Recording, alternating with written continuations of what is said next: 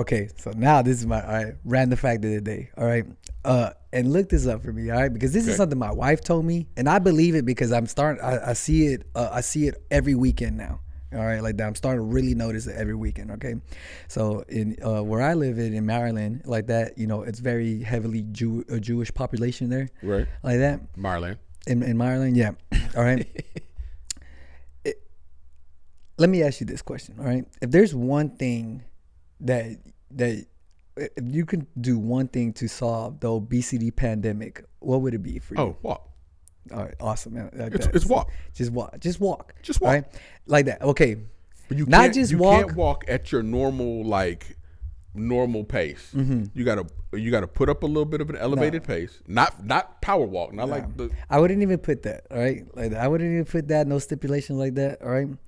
I would make it mandatory on the weekends, Saturday and Sunday. You have to walk. Anywhere you go, you have to walk. Bro. All right. You understand like the amount of like, let's think about just the benefits that's going to have overall. I'm not just talking about obesity wise. I'm talking about pollution wise, for like car emissions and stuff like that. Right. Like, all right. So, my wife came home and told me this random fact that freaking their culture, they are not allowed to drive any vehicles, all right, or like ride any bikes or anything like that on the weekends. All right, they have to walk everywhere. And I started paying attention more to that. I'm like, what? I'm like, that's crazy. They do. All right, because I'm surrounded with a ton of them, freaking like that. There's Jewish, I don't know if they're churches, I don't know what they're called, synagogues. Synagogue, like that. Yeah, there's a ton of them like that. There's schools everywhere around us, so you're always constantly seeing families walking everywhere. All right, the only time you'll ever see someone not walking is only toddlers and infants like that, because either being pull in the stroller or even you'll always see them getting dragged along with like one of those wagons or something like that. You know what I mean? What you finding right now? So, it's talking about Hasidic Jews, and it says, why do Orthodox Jews walk the streets on Saturdays? So it's a real thing. Yeah, like it's definitely. But I'm like, I like when I heard that, I'm like, oh my god, I'm like, if fucking everybody can just adopt that part right there into their whole lifestyle and just. Fuck, you think about, the government making that mandatory, to decrease or, like that, or like really find an answer for this obesity, a pandemic, like that, and get people to start moving around, be healthier, then you're talking about freaking, less car emissions and pollution, and like, bro, gas prices, shit like that. Right, exactly. I think in California, that shit's like, what, $7 a gallon? Bro, I don't even, nothing in California makes sense to me, bro. But I was like, wow, bro. I'm like, I love it. I fucking love it. You know what I mean? I like, for sure. You know what I mean? I like. Bro, that's crazy. It's just walking. You know what I mean? And they say do it on a Sabbath, so Saturday. Yeah, and so when my wife told me that like that, I started paying a little bit more attention. Tell me how many fat Jews, you said Hasidic Jews, the Orthodox Jews. Yeah. Do I see walking, freaking out and about? Zero, bro. Like that, and a lot of them are a lot older too. I see a whole bunch of a lot older ones, a lot older freaking them walking around like that. I'm like, it makes so much sense, bro. So I was looking. And I was thinking kind of along the same lines. Like when you think about a food that fills you up, like makes you full, right? Protein. Protein. Okay. Protein make you full. But so does rice.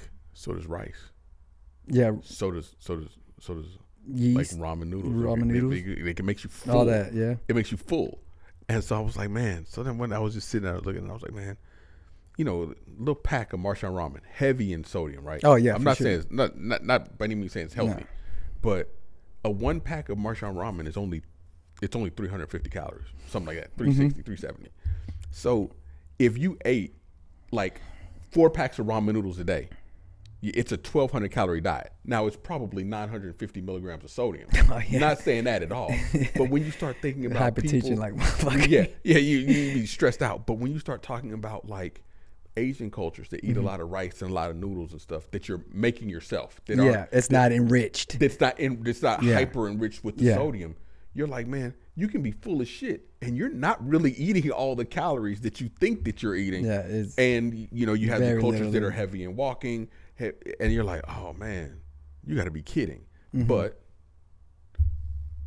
we like there's a great freaking documentary on Netflix that talks about the blue zones. Have you ever heard of that? And what the blue zones are? You know what the blue zones are? No, which one? So it's across the world there's several blue zones, and they call them the blue zones because the average lifespan is over 100 years. Oh, okay, old. We're talking about like 100, 110 110 years old, right. like that. One of them like China or something like that. Yeah, no, yeah. There's a ton. A lot of them are in Asia. You know, you get it like Iceland, Greenland area, and stuff like that.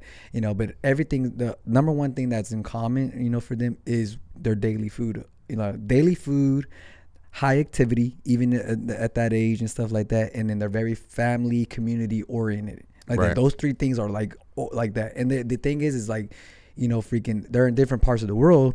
So that, it's not like they're all telling each other and you're like, nah, Right. but you know, but that's some of the common things. So that Netflix thing, I want to say it's like 100 years or something, like something 100 year like that. I don't know the actual name of the documentary, but it's talk about the blue zones, and that's what the whole guy's talking about, like that. What is the common denominator of why these people are living so long? And that those are the three main things, right?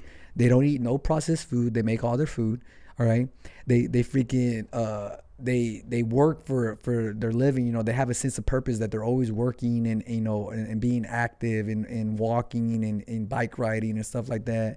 You know, they're not on their ass at all. You know Live what I to mean? 100. And then freaking on top of that is just they're very community and family oriented. You know, like that. It's a huge factor. You know what I mean? Live to 100. Yeah, That's what it's called. that's a freaking long time. That's a long time, bro.